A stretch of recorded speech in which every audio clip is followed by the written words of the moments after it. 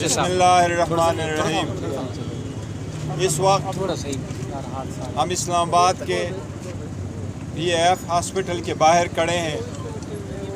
मैं अभी रऊफ हसन साहब से मुलाकात करने के बाद बाहर आ रहा हूँ। मेरी तकरीबन 1.5 घंटे उसके साथ हॉस्पिटल में रहा हूँ। उसको जो कट लगा है और जिस तरीके से उसको ब्लेड लगे हैं, ये उसकी ज़िंदगी पे एक अटैक हुआ है। आज डॉक्टर ने उसको स्टिचेस लगाए हैं, उसके कंडीशन स्टेबल है, लेकिन परसों भी इसी रूप में रऊफ हसन साहब की गाड़ी को फॉलो किया गया और वो एक इंटरव्यू में आने के बाद अपने गाड़ी का शीशा बंद करते हुए इन लोगों से निकलते हैं। आज जब दोबारा चले जाते हैं तो 3 लोगों ने उन पे अटैक कर लिया, चौथा भी उसको ब्लेड मारता है, एक जो उसकी रिकॉर्डिंग करता है। ये रऊफ हसन साहब पाकिस्तान तहरीक इंसाफ के सेक्रेटरी इंफॉर्मेशन है। वो पाकिस्तान तहरीक इंसाफ जो मुल्क की सबसे बड़ी पार्टी है उसके तर्जुमान है, इसके चीफ इलेक्शन कमिश्नर है। रऊफ हसन साहब की ज़िंदगी पे अटैक पाकिस्तान तहरीक इंसाफ की लीडरशिप पे अटैक है। इससे पहले खान साहब की ज़िंदगी पे डायरेक्टली अटैक हो चुके हैं। ये फर्स्ट टाइम है जबकि हम कोशिश कर रहे हैं कि ये सारे मसाइल एक तरफ हो जाएं और हम आगे की तरफ बढ़े, लेकिन कोशिश की जा रही है कि कोई ऐसे वक़ूए हो जाए जिससे मुल्क के हालात मज़ीद ख़राब हो।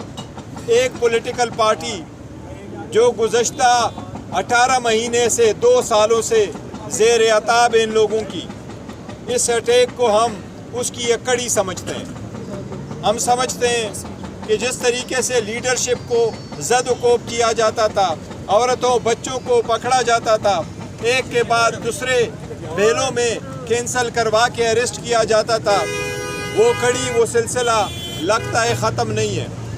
इस वक्त हम प्रीएम्प्ट नहीं करना चाहते, इस वक्त हम प्री सपोज नहीं करना चाहते, पर हम चाहते हैं कि इस वक़ूए की हर एंगल से इन्वेस्टिगेशन हो, प्रॉपर इंक्वायरी हो और जो परपेट्रेटर इसके पीछे हैं उनको कैफर किरदार तक पहुँचाए और उनको वाकई सख्त सज़ा दी जाए। लेकिन एक बात पूरे कौम को हम वाज़ेह करना चाहते हैं कि इस किस्म के हथकंडों से पाकिस्तान तहरीक इंसाफ, उसकी लीडरशिप, उसके वर्कर और सपोर्टर मरगूब नहीं होंगे। इंशाअल्लाह पाकिस्तान तहरीक इंसाफ अपना स्ट्रगल कानून की बालादस्ती के लिए, आईन की हुक्मरानी के लिए, पार्लिमान को मजबूत करने के लिए इंशाअल्लाह ताला वो जदोजहद जारी करेगी रहेगी। वो जदोजहद इंशाअल्लाह हम जिस तरीके से खान साहब की हिदायत है उसके नज़रिए के मुताबिक हम अपना स्ट्रगल जारी करेंगे। लेकिन हम पुरज़ोर मुतालबा करते हैं कि इसकी इन्वेस्टिगेशन किया जाए। ये पाकिस्तान तहरीक इंसाफ की लीडरशिप पे डायरेक्टली उसकी ज़िंदगी पे एक अटैक हुआ है। अच्छा सर, ये बताइए कि जिस तरह अटैक किया गया, उन्हें फॉलो किया गया, ये कोई PTI के लिए मैसेज तो नहीं है कि अगर एग्रेसिव होंगे तो इसका रद्द-ए-अमल फिर ये होगा? देखो, एक रऊफ हसन साहब की तरफ से मैं आपको ये बताऊं, वो एक लर्नेड आदमी है, वो अपने आर्टिकल लिखते हैं, उनका हमेशा ख़ुद गाड़ी चलाते हैं और वो ड्राइवर भी नहीं रखते और ख़ुद जाते हैं हर जगह।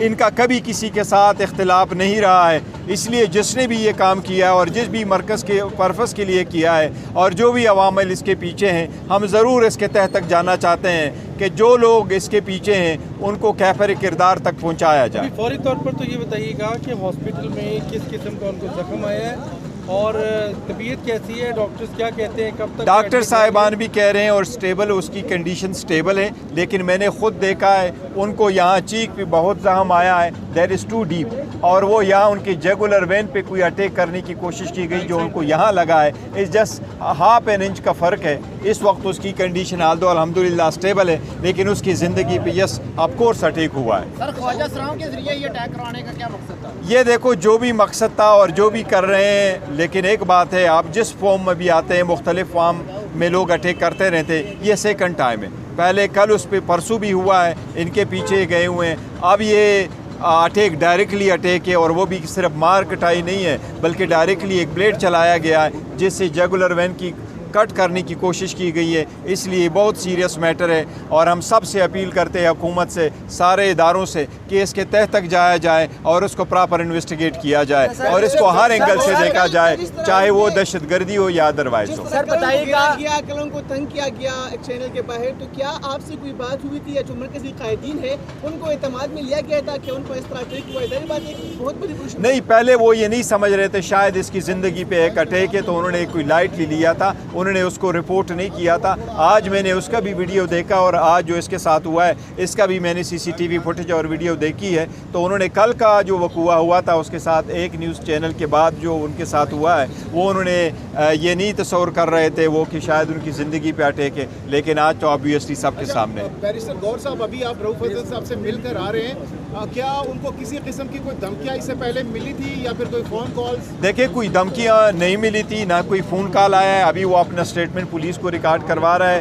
میں نے بھی کہا قانون کی کارروائی ہونی چاہیے, قانونی کارروائی پوری ہونی چاہیے, لیکن ہم ایک مطالبہ ایک بار پھر کریں گے, free fair and transparent investigation اس کی ہو, اور ہر اینگل سے ہو, دہشت گردی ہو یا ادروائز ہو, لیکن اس سطح تک جائے. یہ ہمارے ملک کے لیے ضروری ہے, یہ سسٹم کے لیے ضروری ہے. یہ پاکستان تحریک انصاف جو کہ اس وقت 70% پاپولر پارٹی ہے پاکستان میں, اس کے لیڈرشپ پہ ایک اٹیک ہے. ہم مطالبہ کرتے ہیں کہ اس کو پراپر انویسٹیگیٹ کیا جائے. جھگڑا ہوا ہے؟ نہیں, کوئی جھگڑا نہیں, اس کا ویڈیو موجود ہے, آپ کائنڈلی اس کو دیکھ لیں. Thank you.